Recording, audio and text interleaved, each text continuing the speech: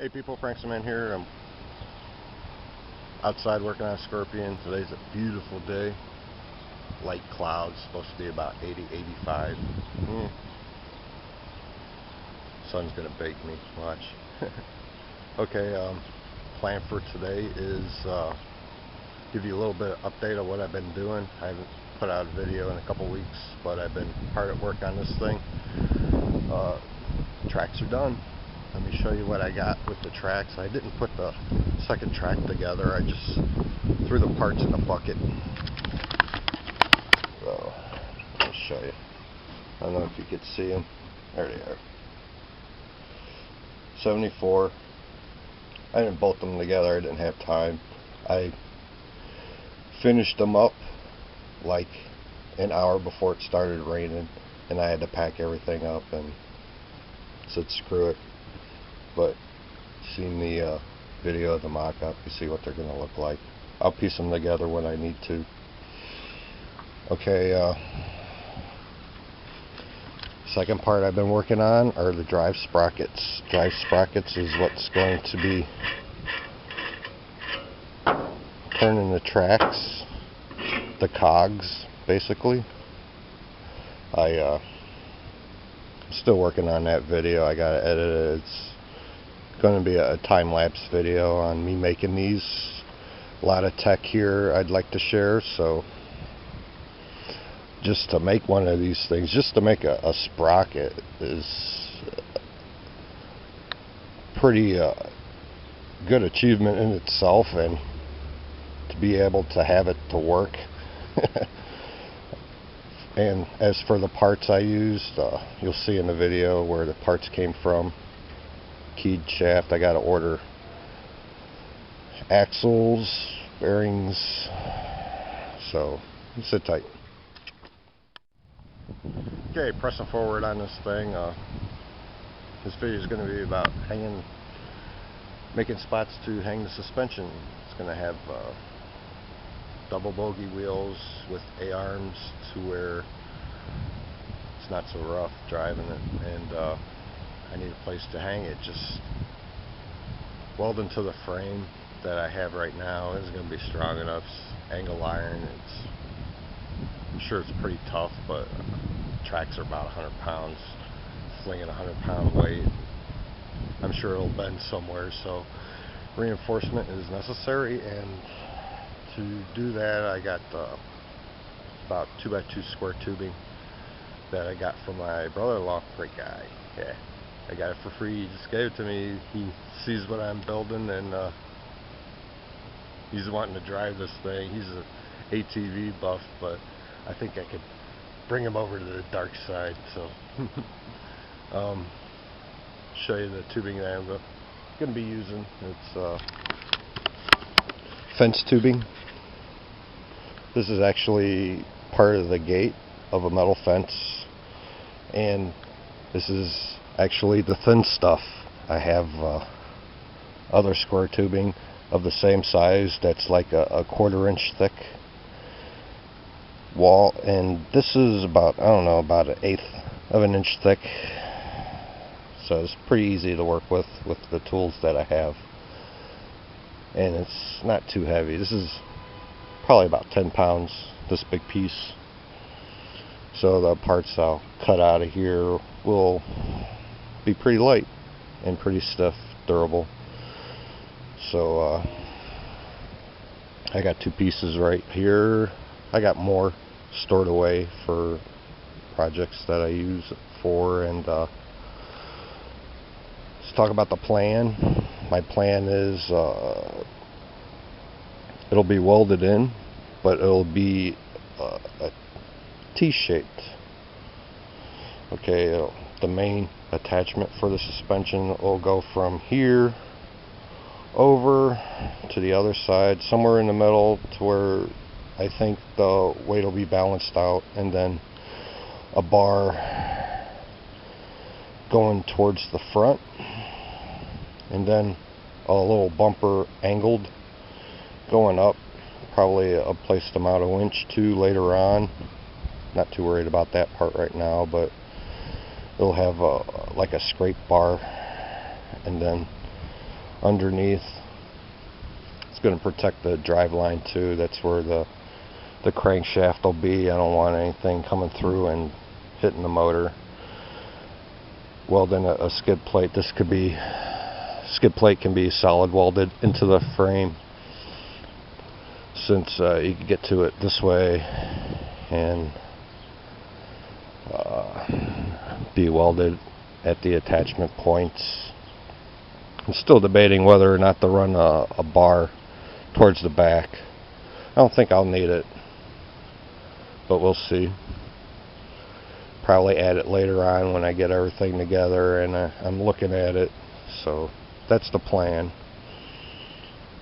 The only thing to do is to do it. So sit tight, watch the video.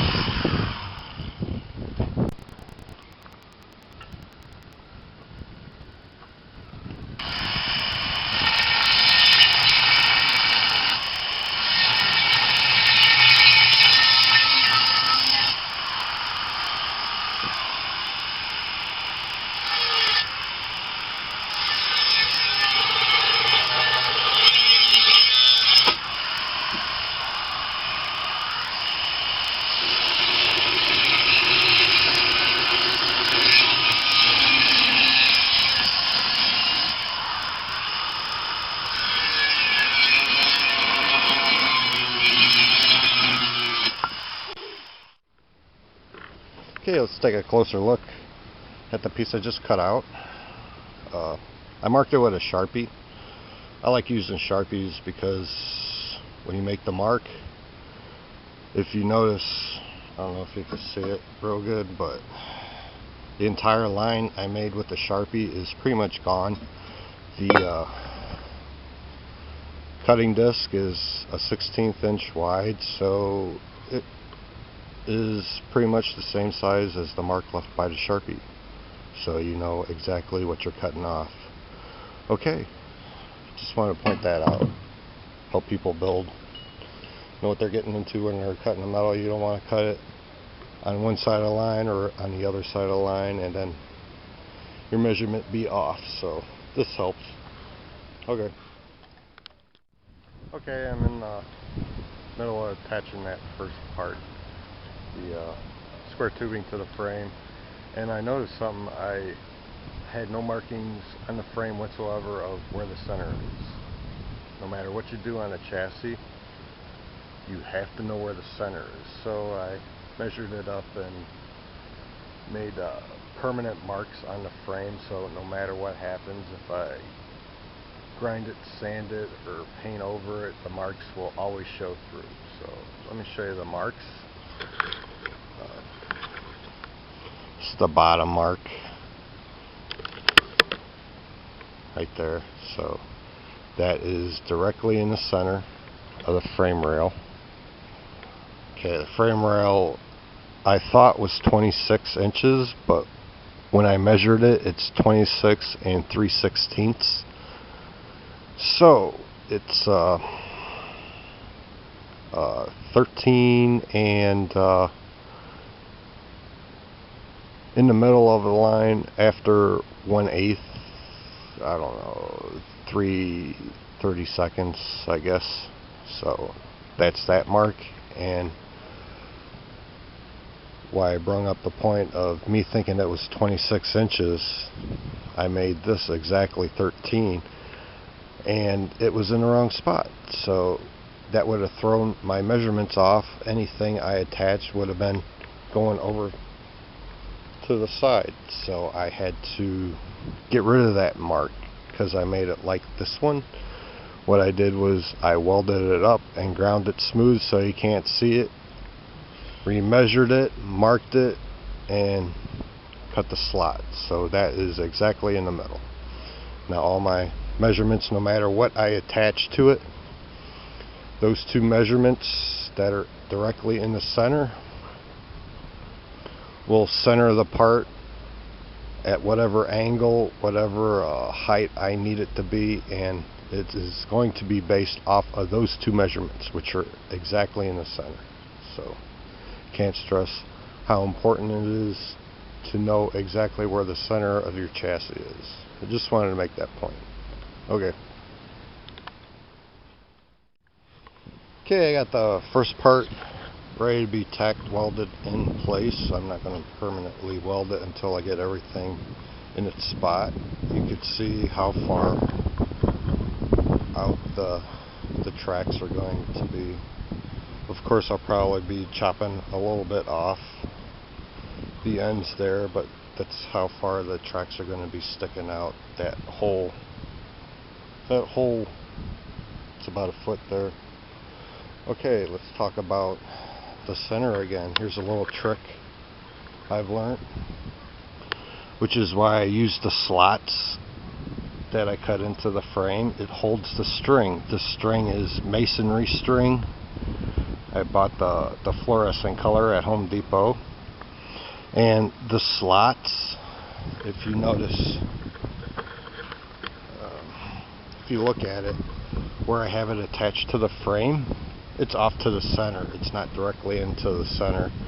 When it comes down to the slot holds it into the center, no matter where this part is.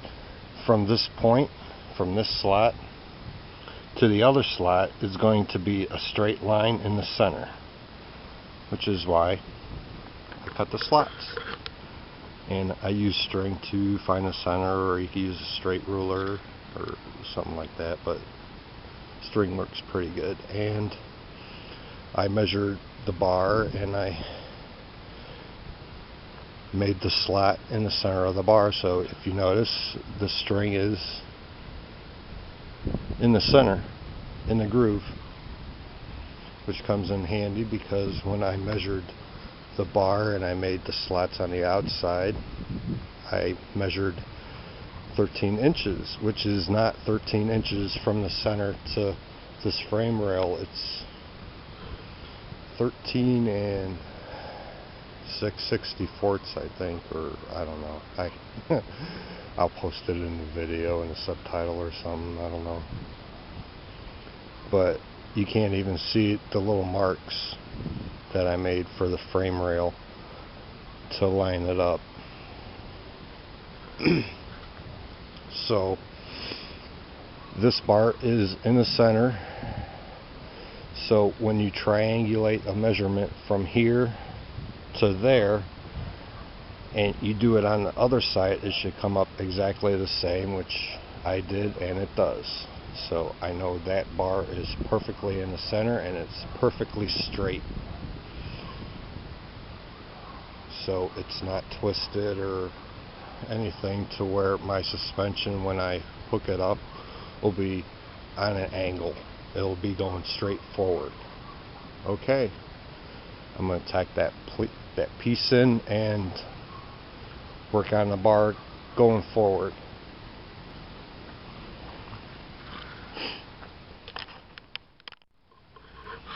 Okay, I got the second piece measured, cut, and I guess you want to call it the ram bar. I got that angled up. Center to match the center. This is the piece that'll be under the motor. The piece that I cut out, I cut it out at a 45-degree angle and found the center of it. in the center of that to match things up. I'm going to put that back in there. How I'm going to put it in there, I'm going to cut this part in half. This is going to get welded in there, and then this piece, the two halves, will be sit side by side. This round bar is going to take up the space for this tubing to be on the outside, and then weld it up. That'll brace the ram bar. It'll be braced up here, of course, plus I'll be hanging the idler wheels probably off of this bar too, so it has to be strong, and I think that'll make a good strong joint. And of course I got to find the center of the chassis underneath here so I could make sure it's straight and all that. Okay.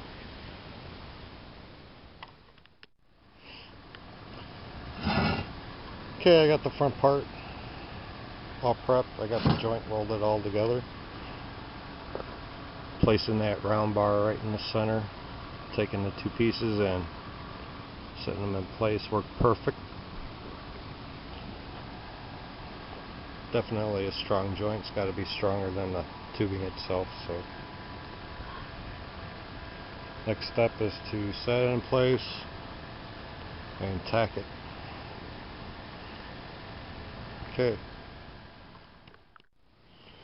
Okay, I got them all tacked into place. These bars are going to set up all the suspension points. Everything's going to attach to these bars. It's pretty much based off the center section. Everything's squared off to the center section. So if the motor section is off just a little bit to the side, it's not going to matter because the bar underneath, not the angle up. I noticed the angle up is kind of twisted a little bit if you look at it, but it's not going to matter.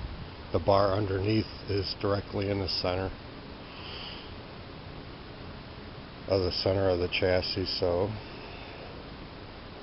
all measurements will probably be based off of that center bar. And then the crossbar is for the A-frames to hook up, lines up the track and so on and so forth, but everything is going to be built off of that bar for the track system.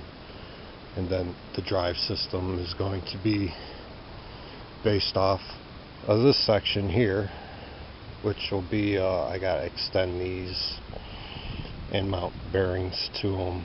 The bearings, pillow blocks, will be mounted out here for the sprockets to bolt up, and then but everything's going to be based off of this section here, which is centered off of this section and so on and so forth, but everything is based off of the center section, which is why I made sure I found the center of this part, because all the measurements are based off of the center if you think about it. Okay, I'm going to keep plugging away at it. Get a better view. Don't look too bad. Okay. Okay, I got everything final welded into the chassis. Okay, I don't know what to call that front bar, so people who's watching the video, why don't you leave a comment on what to call this thing. It's one of two things. Either a bar I'm talking about this.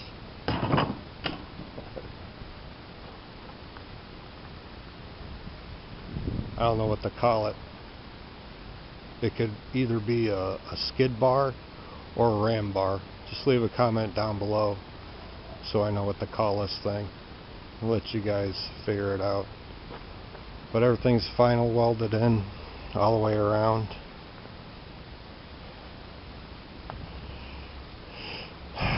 Okay, I'm going to end this video. Next video is going to be on the suspension, me making it. I'm going to make the A-frames, the double wheel bogies and attachment points, and put them on. That way I'll have hopefully a rolling chassis. At least just have the ground wheels on to where it could sit on the ground on the wheels. Okay, any questions, leave a comment, subscribe, and share the video. Never hurt. So Franksman, bye.